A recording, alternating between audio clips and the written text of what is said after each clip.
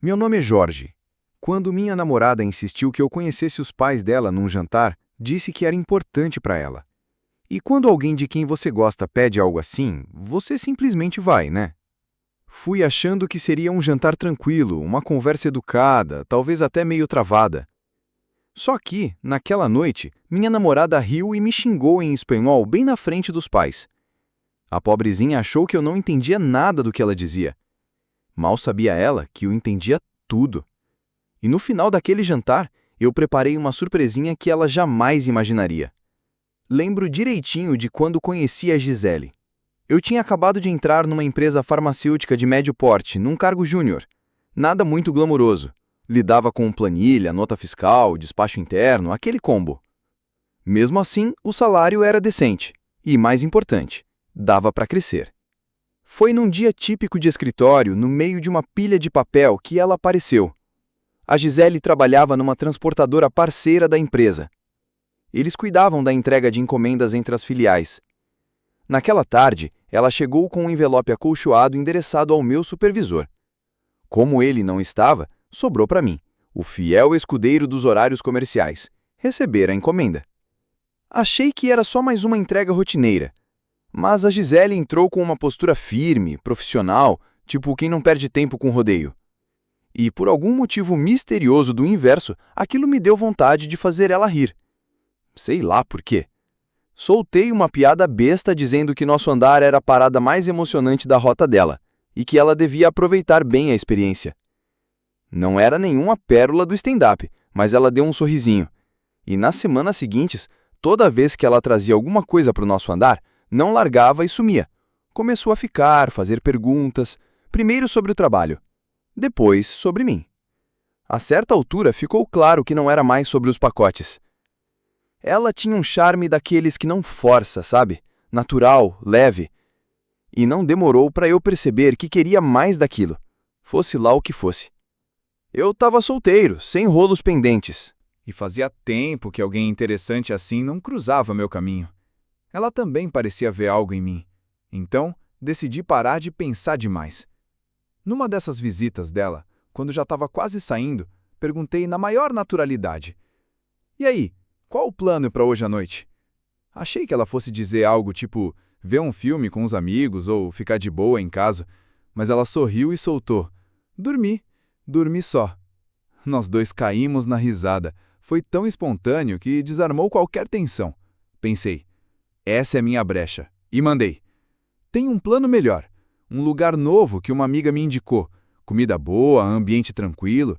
Acho que você vai curtir." Ela ficou me olhando por um momento, tipo me escaneando mentalmente, como quem decide se o sujeito é doido ou só simpático mesmo. Depois deu um leve aceno com a cabeça. Tudo bem. Peguei o número dela e naquela noite a gente estava frente a frente no tal restaurante. O lugar era tudo aquilo que falaram. Moderno, mas sem aquele barulho de bingo lotado. Tinha uma luzinha amarelada, meio romântica, que deixava o clima perfeito. Conversamos por horas, de música à comida, passando por coisas aleatórias que, não sei como, pareciam super importantes. A noite terminou melhor do que brigadeiro no fim da festa. Depois disso, continuamos nos falando, ligando, marcando encontros. Me vi ansioso esperando o celular vibrar com uma mensagem dela. Não demorou para cair a ficha. Eu estava me apaixonando. E depois de mais alguns encontros, parei de enrolar.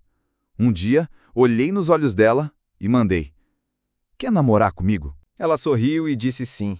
Saí daquele café me sentindo como quem ganhou na Mega Sena acumulada. E, naquele momento, acreditei mesmo que tinha ganhado.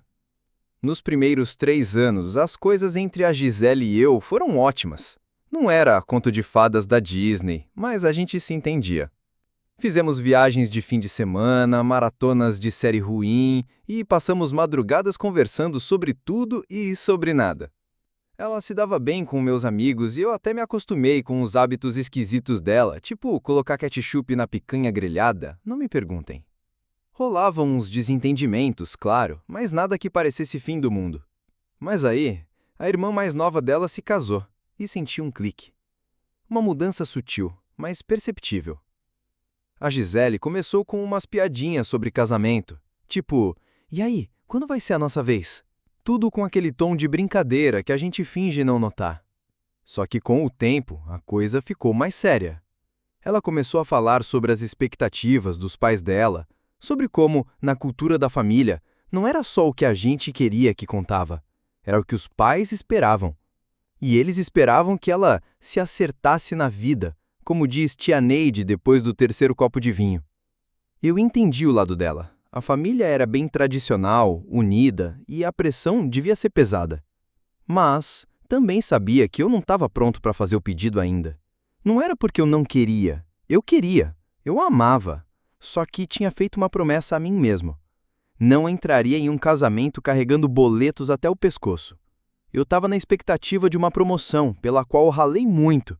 E com ela, viria um salário que permitiria bancar o tipo de vida que ela sempre sonhou, com direito a buffet de picanha, torta de banana com doce de leite e lua de mel em Campos do Jordão. Então, pedi paciência para ela. Falei que a promoção estava próxima e que só precisava de um tempo a mais. Ela disse que entendia, mas dali em diante ficou diferente.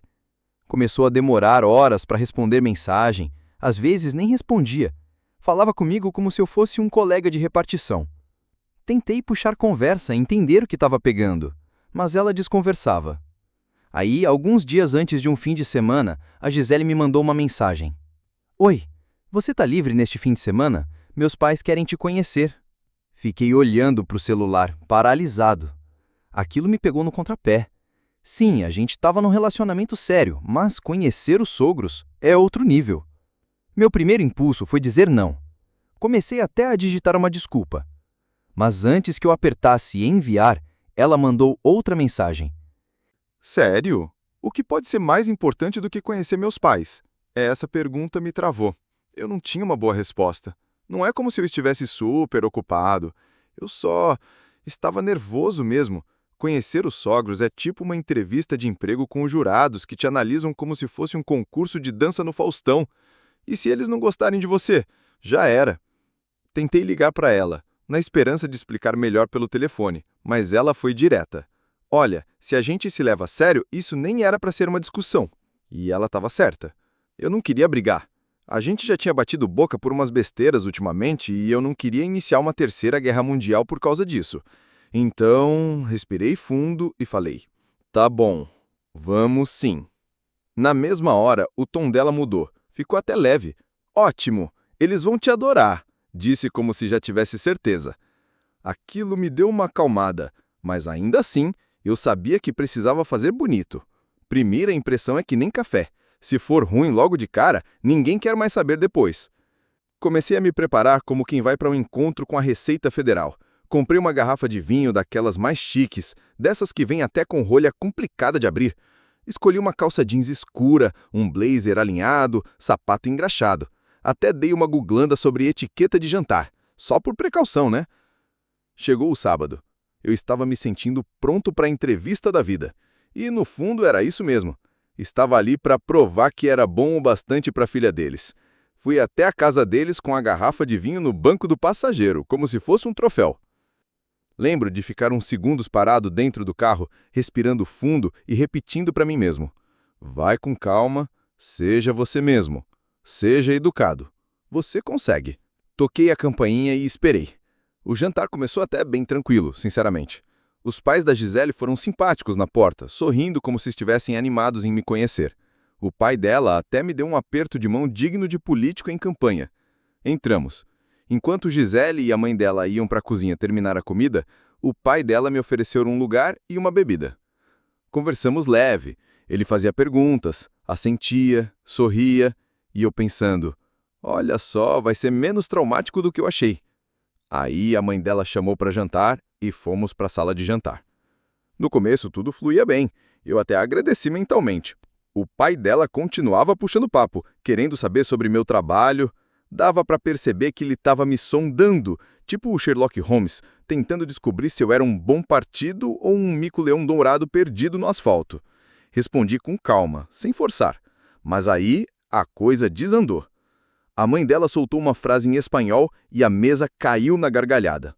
Todos riram, menos eu. Agora, veja bem. Eu entendo espanhol. Não sou fluente, mas entendo. Só que continuei ali comendo minha picanha grelhada e fingindo que não entendi nada. O que ela falou? Basicamente que meu emprego de iniciante não dava nem para cuidar de uma samambaia, muito menos da filha deles. E aquela risada não foi de novela mexicana, foi de deboche puro. O pai dela, ainda em espanhol, completou que, de todos os homens que Gisele já levou para casa, eu parecia ser o que tinha menos ambição. Aquilo doeu. Doeu mais do que ouvir um agente precisa conversar numa segunda de manhã. E então Gisele entrou na dança. Disse que só me levou ali para eles me conhecerem, antes de ela achar alguém melhor. Essa frase me atravessou que nem brisa de ar-condicionado na espinha. Fiquei ali, rosto sereno, mas o estômago virou. A sala, que antes parecia aconchegante, de repente parecia um consultório de dentista sem anestesia. A mãe dela ainda teve a cara de pau de olhar direto para mim e perguntar, em espanhol, "Tem certeza de que ele não entende o que estamos dizendo?" E Gisele respondeu rindo, "Ele é burro demais para saber." E como se não bastasse o show de horrores, a mãe voltou para o português com um sorriso que mais parecia uma propaganda de pasta de dente e perguntou, "Está gostando da comida, Jorge?" Olhei para ela, sorri e disse, "Sim, senhora. Está realmente deliciosa. Obrigado." E olha, eu não estava mentindo. A comida estava boa mesmo. Uma torta de banana com doce de leite maravilhosa. O problema não era a janta, era um ambiente tóxico, nível Casa dos Artistas. Quando tiraram os pratos da sobremesa, levantei, agradeci educadamente e, pela primeira vez naquela noite, falei em espanhol. A sala congelou. O pai dela, que até então só dava risadinha de canto de boca, ficou duro na cadeira. A mãe piscou várias vezes, igual o modem tentando reconectar. E a Gisele ficou mais pálida que leite desnatado. Disse que tinha entendido tudo, cada piada, cada insulto, cada comentário arrogante que acharam que passaria despercebido. E então, com calma, peguei meu casaco, acenei com educação e fui embora. Nunca contei para Gisele, nos 3 anos em que ficamos juntos, que estudei espanhol por 4 anos no colégio. Não sou fluente nem perto disso, mas entendo o que é ser esculachado na cara dura. E quer saber? Passei a última semana ensaiando uma frase, uma só. Obrigada por me receber. Eu queria causar uma boa impressão, sabe? Quando cheguei em casa, meu celular já estava aceso, parecendo árvore de Natal. Pelo menos 10 chamadas perdidas da Gisele. E algumas mensagens também. Aquele combo clássico de pânico com pitadas generosas de culpa. Ela ficava perguntando por que eu nunca tinha contado que entendia espanhol, como se isso fosse o grande crime. Segundo ela, essa sim foi a traição de verdade. Não o jeito como ela riu da minha cara, nem o fato de ter deixado os pais dela me desrespeitarem como se fosse passatempo de fim de semana. Fiquei encarando a tela por uns bons minutos em silêncio, depois virei o celular com a tela para baixo no balcão da cozinha. Não bloqueei, também não respondi. Apenas deixei o silêncio falar por mim. Porque, depois do que ouvi naquela mesa, eu não sentia que devia mais nada, nem um oi. No dia seguinte, um domingo preguiçoso, eu estava largado no sofá assistindo a um documentário aleatório sobre abelhas, ou sei lá o quê. Nem tinha encostado no celular a manhã inteira, e nem queria. Desde o jantar, fiquei mudo, sem ligações, sem mensagens, sem explicações. Achei que o silêncio falasse mais alto do que qualquer textão. Pelo menos, essa era a ideia. Mas aí veio a batida na porta. E antes mesmo de levantar, já sabia quem era. Pressentimento não falha. Quando abri, lá estava ela. Gisele. Com cara de quem dormiu mal, brigou com o espelho e tomou café sem açúcar. Irritada, cansada e confusa, tudo ao mesmo tempo. A primeira coisa que ela mandou foi: "Por que você está me ignorando?"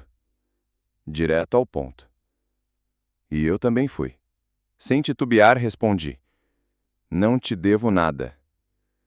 E eu falava sério. O que quer que a gente tivesse, ou o que eu achava que estávamos construindo, acabou naquela noite. Gisele tentou rir como se tudo não passasse de uma piada mal contada. Disse que eu estava exagerando, que ela não falou sério.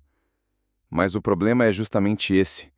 Se você se importa de verdade com alguém, tem coisas que simplesmente não se dizem. E tem atitudes que não se tomam. O jeito como ela riu não era de quem estava brincando. Era o riso de quem se sente confortável em te diminuir.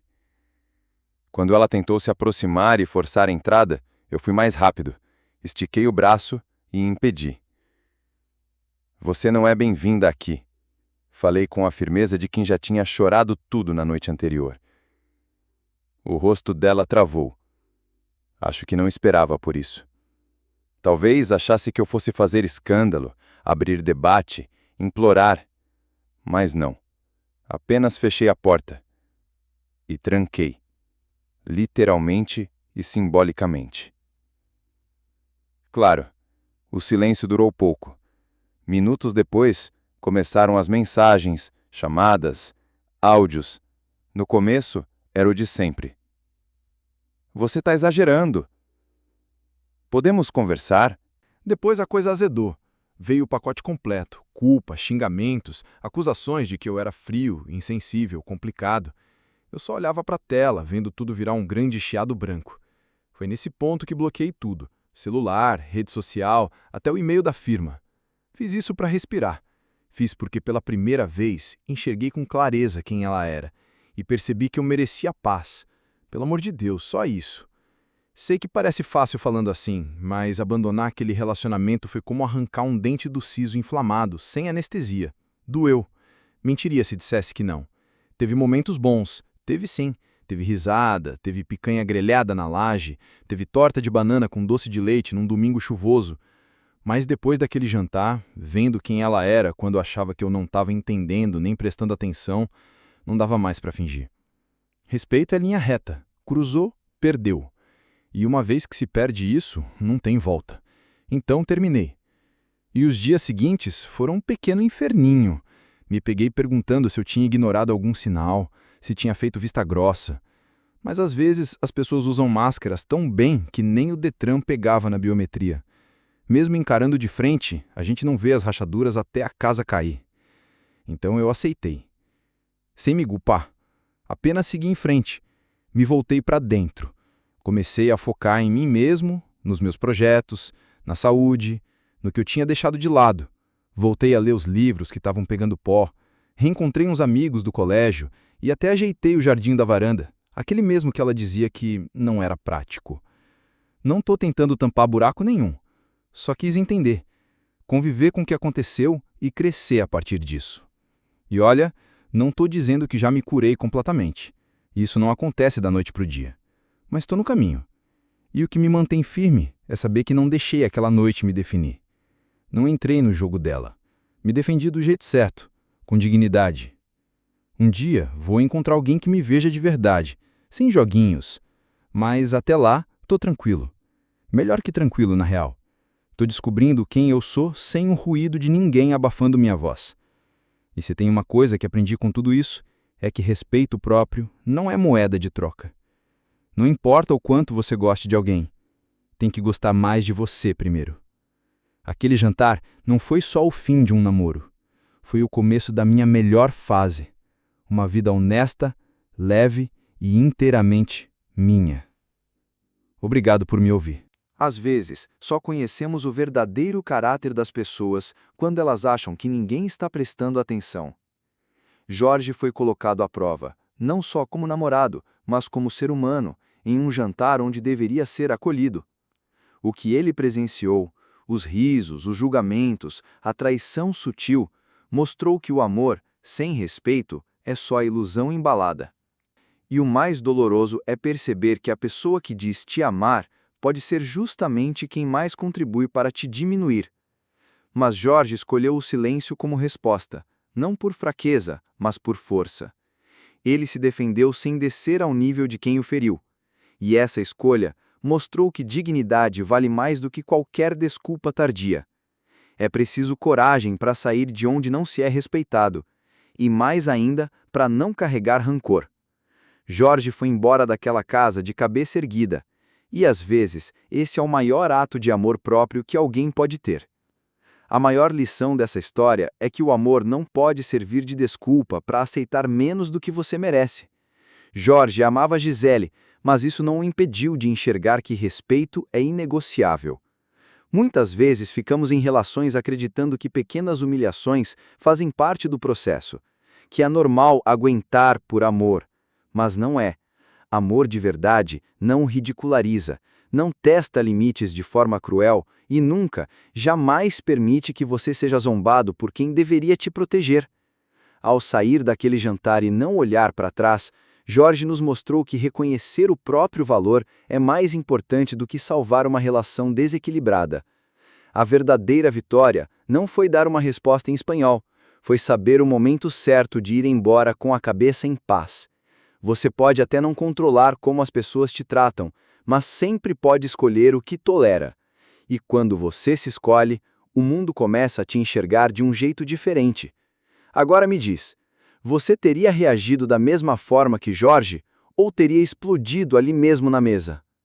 Em que momento da história você percebeu que o relacionamento não tinha mais volta? Escreve aqui nos comentários, eu quero muito saber. E não esquece, deixa também o seu comentário com uma classificação de 1 a 10 para mostrar o quanto você gostou, porque assim eu consigo trazer mais vídeos que sejam interessantes para você. Se você também acredita que respeito próprio não é moeda de troca, deixa seu like e se inscreve no canal. A gente compartilha histórias como essa para lembrar que às vezes o final amargo é o começo de uma vida mais doce.